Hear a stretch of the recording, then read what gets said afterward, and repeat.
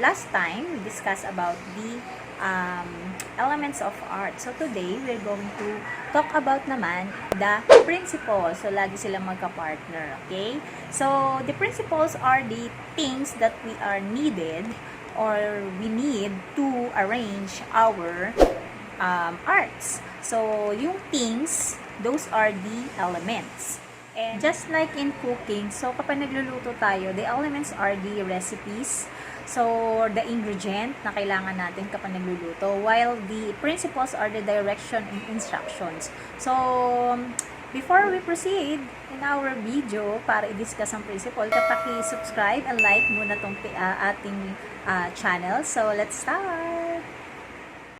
So, okay, so now we're moving on the principles of art. So, to make it easier for us to remember the principles of art, the principles are the things to help us to organize our elements. So, we need to remember bumper cab. So, the bumper cab is B for balance, U for unity, M for movement, P for pattern, E for emphasis, R for repetition, C for contrast, and B for variety. So, just remember this acronym to make us easier to us to remember the principles of art. So, now let's now move on to balance. So, balance is a equal distribution of visual weight. So it's just like a seesaw. Imagine a seesaw has an equal distribution of each side. So we have two kinds of balance, which is symmetrical and asymmetrical. So symmetrical balance or formal balance is creating same amount or same element in each side. So if you imagine a axis on the middle, so kung ano yung nakikita mo sa kabilang side, parehas na parehas na nakikita mo dun sa kabilang side. So they are very identical. So that is symmetrical. So ang asymmetrical naman is a balance which is means not. So it is a type of balance which the two sides of the artwork are so different but it still feels stable. So, it creating a same amount to create balance. So, ganun pa din siya.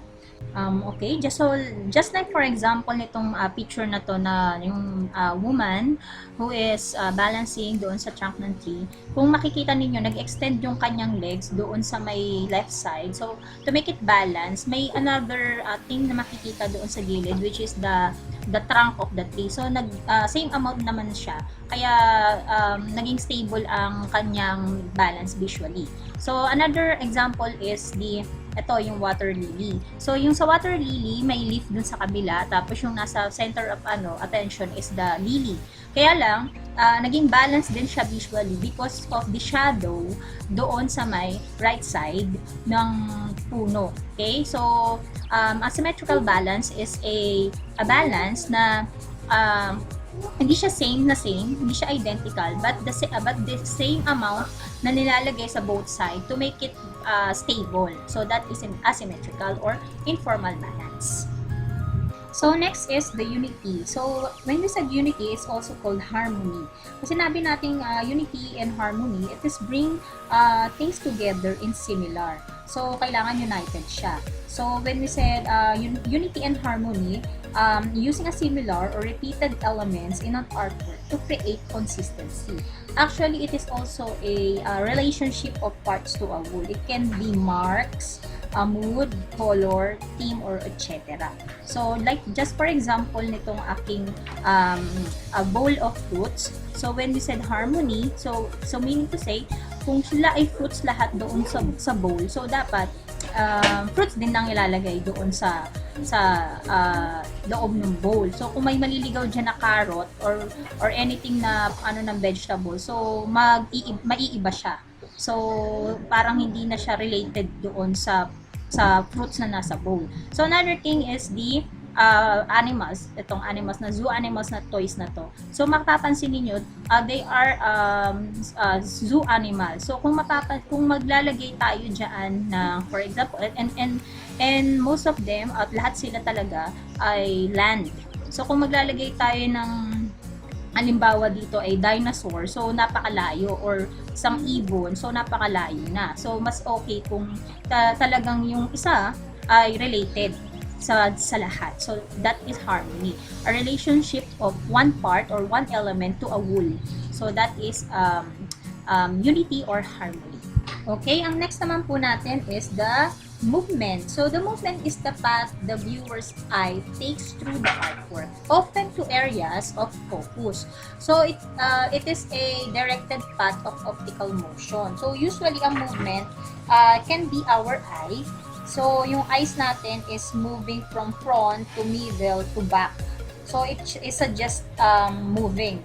So, kung mapapansin nyo rito sa aking example, as you can see, may road. So, pag tinignan natin yung babaeng nagbabike, so, tinitingnan din natin yung road na tatahakin niya through the end. So, ganun ang movement. So, it is also this one. Yung example ko is yung rainbow. So, makikita natin kaagad, the center of attention there is the rainbow. Kaya lang, sinusundan din natin kung saan papunta yung rainbow, papunta sa taas. So, that is also a movement. This one is also a movement. So, makikita ninyo, yung guy ay may dala-dalang mga boxes. So, pakikita nyo yung suggested lines niya na is diagonal. So, diagonal is a line suggests movement. So, kung makikita natin kapag nag-drawing tayo or nag-sketch tayo and we want to